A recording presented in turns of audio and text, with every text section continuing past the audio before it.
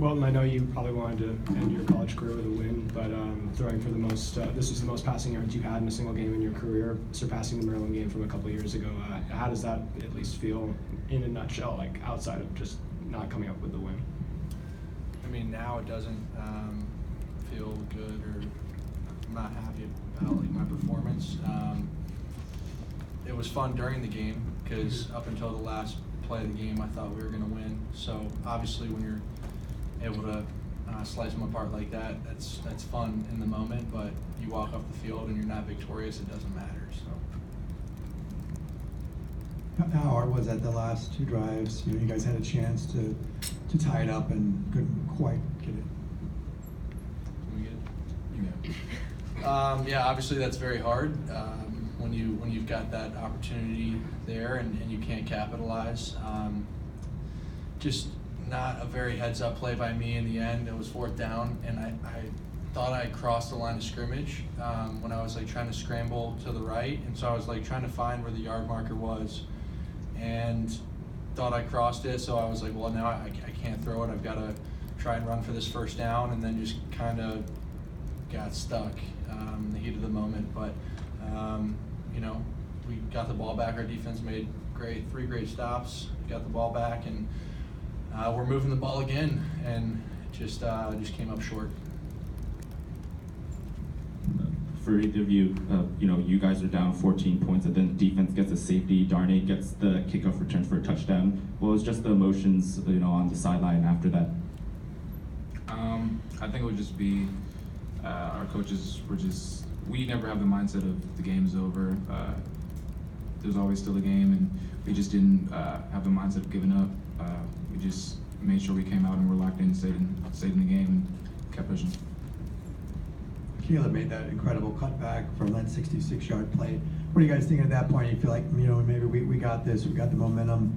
And did that stoppage of play to look at the play, review, maybe hurt momentum in any way? I mean, it might have messed up the flow. You know, anytime you gash a defense like that for a big play, you look back on this season, Coach Kelly's got the history of, okay, let's hit them in the mouth again. Let's not let them gather themselves. And so obviously that slowed down the pace and everything. But yeah, it seemed like every time we dropped back, I knew Theo was going to get open, Caleb was going to get open, and the rest of the weapons. And those guys made me look good today to where we felt very confident in the passing game. So, but yeah, anytime that clock kind of stops or we've got to get held back a little bit, obviously that can mess up the flow. Theo, in your 3 years that you've been here, it seemed like this year was the year where maybe the most growth was made from game 1 to game 12. Would you say that as well? Like, where is this team now compared to in September when you guys were first in this system with a game with Chip Kelly? Yeah, there's a huge difference. I just think we matured. Obviously, we have a lot of freshmen on the team, and I think for a lot of us, for some people, it took them a while to get adjusted to the game. And basically, on the offense side of the ball, we had some struggles early on in the year with the line, and I think they started to mesh well, and some of the young guys in the receiving corps started to make plays and get more confident. And then on the defense side of the ball, we still have young people, but in a couple years or even next year, I think they're going to do very well just because they'll be more mature, and I definitely think we improved a lot. Well, you said you wanted to leave it better than you found it when you came. Do you feel like that happened, and where do you see the biggest growth in this team going forward? I do feel that I was able to come in and help kind of guide this ship in the right direction. Not saying I took a major part in that or anything, but just tried to show up every day and do everything I could to better the program. And you know, when I came here in June, we had guys that were hungry, but maybe didn't really know what they were hungry for in terms of how can we operate to build a successful program, not a successful team, but a successful program. And I think if you look at the growth from Cincinnati to Stanford, it's a completely different ball club, like Theo was saying. And that's a testament to the coaching staff, the older guys with the leadership, and the young guys not saying, okay, this is my first year, we've only won 3 games, I can just write this off as a red shirt, or it doesn't matter because I've got 3 more. It was a collective effort all the way across the board in Wasserman that made us year successful despite the win-loss column.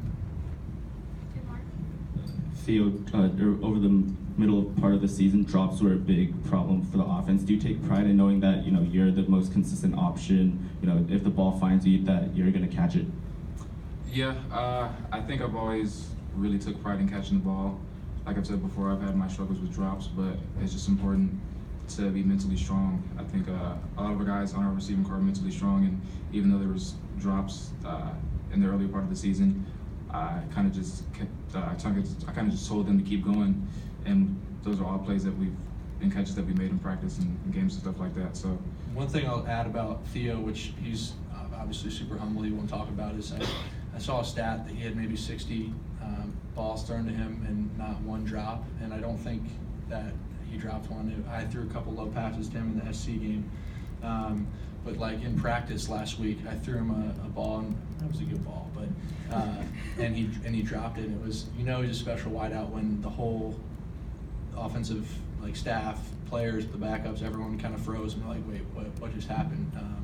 Because it's so rare. It happened maybe once or twice since I've been here, so pretty awesome. Yeah, what was your kind of emotions when you saw Caleb on that big 66-yard play with the cutback? I mean, what was the kind of the excitement level in the huddle, and what were you feeling at that time? I don't know, just a lot of excitement. Those are plays that I think we've all seen Caleb make all throughout the year, and we just know he's a guy who's capable of stuff like that. But just excitement.